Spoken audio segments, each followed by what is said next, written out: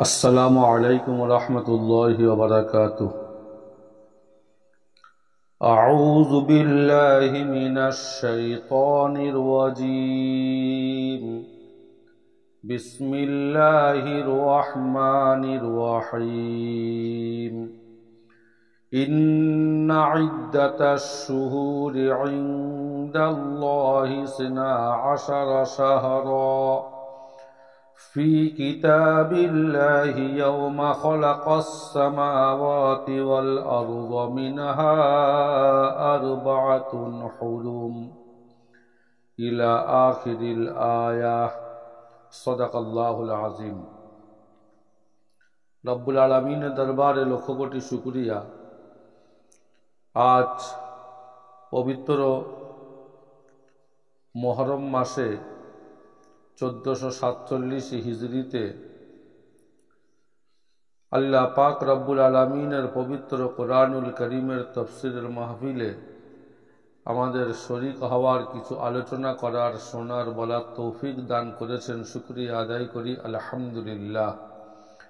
অগণিত দরুদ ও সালাম বর্ষিত হোক সোনার নবীর সোনার রওজা মুবারকে সাল্লাল্লাহু আলাইহি ওয়াসাল্লাম। আজকে যে আলোচনাটা আপনাদের সম্মুখে করতে চাইছি খুব সংক্ষিপ্তভাবে, এক নম্বর আমাদের জানার দরকার পবিত্র মুহররম মাস সম্পর্কে যেটা আমাদের আকীদা বা ধারণা থাকার দরকার, যেই মুহররমের সম্মানটা আমরা কোন দিন থেকে আমরা পেয়েছি। আমাদের সমাজে সাধারণত এটা সবাই আমরা বিশ্বাস করি এবং জানি, এবং এটা রেওয়াজ হয়ে আছে যে হযরতে হুসাইন রাদিয়াল্লাহু তাআলা আনহুর শাহাদাতকে সামনে রেখে এই মুহররম মাসের যত সম্মান, অথচ এই আকীদা এবং এই বিশ্বাস এটা সম্পূর্ণ ঈমানের অংশ নয়। মুহররম মাসের সম্মান আল্লাহ পাক রব্বুল আলামিন স্বয়ং তিনি নিজে বলছেন, দুনিয়ার শুরু থেকে, কায়নাতের শুরু থেকে তিনি দান করেছেন। কোরআন শরীফের 10 নম্বর পারায় সূরা তওবা 9 নম্বর সূরায় 36 নম্বর আয়াতে আল্লাহ পাক রব্বুল আলামিন বলেন, ইন্না ইদ্দাতাশ শুহুরি ইনদাল্লাহি ইসনা আশারা শাহরা। নিশ্চয়ই আল্লাহর গণনায় মাস হলো 12টি। ফি কিতাবিল্লাহি ইয়াওমা খালাকাস সামাওয়াতি ওয়াল আরদা মিনহা আরবাআতুন হুরুম। আল্লাহ পাকের লওহে মাহফুজে আসমান সমূহ ও পৃথিবী সৃষ্টির দিন থেকে, আর তার মধ্যে 4টি মাস সব থেকে সম্মানিত। যালিকাদ দীনুল কাইয়িম। আল্লাহ পাক বলছেন এটাই হলো সুপ্রতিষ্ঠিত বিধান। সুতরাং এই যে 4টে মাস, এই 4টে মাস পরস্পর 3টে মাস, শাওয়াল, জিলকাদ, এই জিলকাদ, জিলহজ আর মুহররম, আর চতুর্থ মাস হলো রজব মাস। সুতরাং আমরা এই আয়াত থেকে জানতে পারলাম যে কায়নাতের শুরু থেকে আল্লাহ পাক রব্বুল আলামিন পবিত্র এই মুহররম মাসের সম্মান তিনি দান করেছেন। এই পবিত্র মুহররম মাসে আল্লাহ পাক রব্বুল আলামিন অগণিত বড় বড় তিনি ঘটনা রেখেছেন। যেমন কোরআন শরীফের 8 নম্বর পারায় সূরা আ'রাফ 7 নম্বর সূরায় 23 নম্বর আয়াতে আল্লাহ পাক বলেন, রব্বানা যালামনা আনফুসানা ওয়া ইল্লাম তাগফির লানা ওয়া তারহামনা লানাকুনান্না মিনাল খাসিরিন।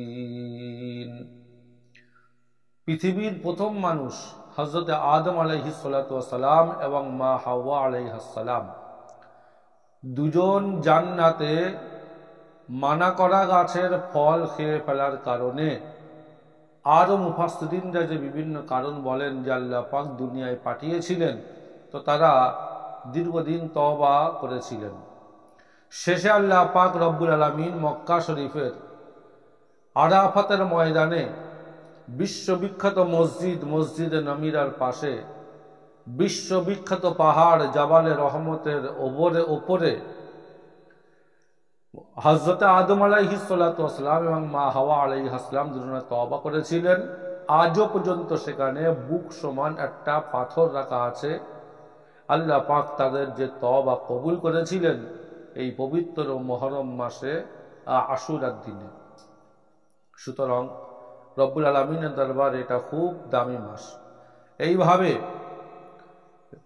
হযরত আদম আলাইহিস সালাতু ওয়াস সালামের আওলাদের মধ্যে নাম করা নবী হযরত নূহ আলাইহিস সালাতু ওয়াস সালাম।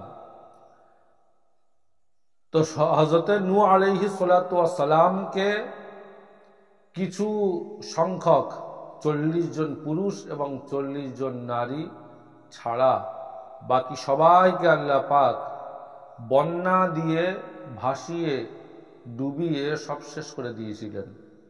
এই ঘটনাটা হয়েছিল কবে? পবিত্র কোরআনুল কারীমে আল্লাহ পাক রব্বুল আলামিন বলেন, ফাআনজাইনাহু ওয়া মান মাআহু ফিল ফুলকিল মাশহুন সুম্মা আগরাকনা বা'দুল বাকিন। কোরআন শরীফের 19 নম্বর পারায় সূরা শুআরা 26 নম্বর সূরায় আয়াত নাম্বার 120-তে আল্লাহ পাক বলছেন যে আমি হযরত নূহ আলাইহিস সালাতু ওয়াস সালাম এবং তার সঙ্গী সাথীদেরকে নাজাত দিয়েছিলাম আর বাকিদেরকে আমি বন্যায় ডুবিয়ে শেষ করে দিয়েছিলাম। এই আয়াতের তাফসীরে মুফাসসিরিনরা বলছেন যে এই ঘটনা আল্লাহ পাক দিয়েছিলেন এই পবিত্র মুহররম মাসে আশুরার দিনে। ঠিক তেমনি বিশ্ববিখ্যাত পয়গম্বর হযরত মূসা আলাইহিস সালাতু ওয়াস সালাম তিনি যে ৭২,০০০ জাদুঘরের সঙ্গে মোকাবেলা করা হয়েছিল, তারপরে আল্লাহ পাক হযরত মূসা আলাইহিস সালাতু ওয়াস সালামকে নাজাত দিয়েছিলেন বনি ইসরাইল তার দলবলের সঙ্গে। আর বাকি ফেরাউনের দলকে যে ডুবিয়ে মেরেছিলেন এই ঘটনাটা ঘটেছিল কবে? উলামায়ে কেরাম মুফাসসিরিনরা বেশিরভাগ বলেন এই আশুরার দিনে। কোরআনুল কারীমে আল্লাহ পাক বলেন, وَأَنْجَيْنَا مُوسَى وَمَن مَّعَهُ أَجْمَعِينَ ثُمَّ أَغْرَقْنَا الْآخَرِينَ। কোরআন শরীফের 19 নম্বর পারায় সূরা শুআরা 26 নম্বর সূরায় 66 নম্বর আয়াতে আল্লাহ পাক বলছেন যে আমি মূসা এবং তার সঙ্গীদেরকে আমি নাজাত দিয়েছিলাম এবং বাকি ফেরাউনের দলবলকে আমি ডুবিয়ে শেষ করে দিয়েছিলাম। এই আয়াতের তাফসীর ও মুফাসসিরিনরা বলছেন যে এই ঘটনা এই পবিত্র মুহররম মাসে আশুরার দিনে আল্লাহ পাক করেছিলেন। এইভাবে আরো অগণিত বড় বড় ঘটনা আল্লাহ পাক এই আশুরার দিনে করিয়েছেন। তারই মধ্যে একটা বিশ্ববিখ্যাত বড় ঘটনা, এই দিন আজ থেকে 1386 বছর আগে 61 হিজরিতে মুহররম মাসে হযরত হুসাইন রাদিয়াল্লাহু তাআলা আনহু সঙ্গী সহ কারবালা ময়দানে শহীদ হয়েছিলেন হককে জিন্দা করার জন্যে, দ্বীনকে জিন্দা করার জন্যে এবং বাতিলকে শেষ করার জন্যে। সুতরাং আল্লাহ পাক রব্বুল আলামিনের দরবারে এটা একটা বিরাট বড় গুরুত্বপূর্ণ একটা দিন এই পবিত্র মুহররম মাস। তো এই মুহররম মাসে করণীয় কাজ হলো মোট 3টি। 1 নম্বর হলো রোজা। হযরত আবু কাতাদা রাদিয়াল্লাহু তাআলা আনহু বলেন, রাসূলুল্লাহ সাল্লাল্লাহু আলাইহি ওয়াসাল্লাম বলেছেন, সিয়ামু ইয়াউমি আশুরা আহতাসিবু আলাল্লাহ আন ইউকাফিরা আস-সানাতা আল্লাতী ক্বাবলা। আশুরার দিন রোজা রাখলে আল্লাহ পাকের দরবারে আমি আশা করি 1 বছর আগের গুনাহ আল্লাহ পাক মাফ করে দেবেন। সুবহানাল্লাহ। মুসলিম শরীফের প্রথম খণ্ডের 367 নম্বর পৃষ্ঠার হাদিস। তবে এখানে একটা লক্ষ্য করতে হবে, নবীও বলেছেন যে ইহুদিরা এই দিন রোজা রাখত, তারা হযরত মূসা আলাইহিস সালাম যেহেতু নাজাত পেয়েছিলেন তারা খুশিতে রোজা রেখে দিত। তো রসুল্লাহ সাল্লাল্লাহু আলাইহি সাল্লাম তিনি বললেন যে মুসা তো আমার ভাই, তাহলে তো এটা আমাদেরও করা অবশ্যই দরকার। তাই তিনি আশুরার দিনে তিনি রোজা রাখতেন। তবে তিনি বলেছেন যে আশুরার দিনে রোজা রাখলে ইহুদিদের উল্টো তোমরা রোজা রাখবে। ইহুদিরা শুধু আশুরার দিন মহরমের একদিন রোজা রাখে, আর তোমরা রোজা রাখবে তার আগের দিন অথবা পরের দিন, যে কোনো একদিন মিলিয়ে তোমরা রোজা রাখবে। কারণ ইহুদিদের মতো রোজা রাখা যাবে না। মুসলিম শরীফের প্রথম খণ্ডের 359 নম্বর পৃষ্ঠায় এই হাদিস উল্লেখ করা আছে। 2 নম্বর এই মহরম মাসে যেটা করণীয় সেটা হলো তওবা। আল্লাহ পাক যুগে যুগে আদম আলাইহিসসালাম থেকে শুরু করে বহু জনের তওবা কবুল করেছেন। আমরাও তওবা করলে ইনশাআল্লাহ আল্লাহ পাক আমাদেরও তওবা কবুল করবেন। আর 3 নম্বর মিশকাত শরীফের হাদিস পাকের মধ্যে লেখা আছে রাসূলুল্লাহ সাল্লাল্লাহু আলাইহি ওয়াসাল্লাম বলেছেন যে আশুরার দিন নিজের উপরে এবং পরিবারের লোকেদের উপরে খানা পিনার বিষয়ে বিশেষ ভালো আইটেমের দিকে লক্ষ্য রাখতে, অন্য দিন যা হয় তুলনামূলকভাবে একটু ভালো ব্যবস্থা করার জন্য বলেছেন। আল্লাহর হাবিব বলেন তাহলে পুরো বছর আল্লাহ পাক রুজিতে বরকত দান করবেন। তো এই 3টে কাজ হলো করণীয়। বাকি আমরা সমাজে যা দেখি এগুলো হলো সব বর্জনীয়। আবার ইনশাআল্লাহ আল্লাহ পাক তৌফিক দিলে মহরমে যেগুলো বর্জনীয় সেগুলো আলোচনা করার জন্য চেষ্টা করব। যেগুলো শুনলাম আল্লাহ পাক আমল করার তৌফিক দান করেন। আসসালামু আলাইকুম ওয়া রাহমাতুল্লাহি ওয়া বারাকাতুহু।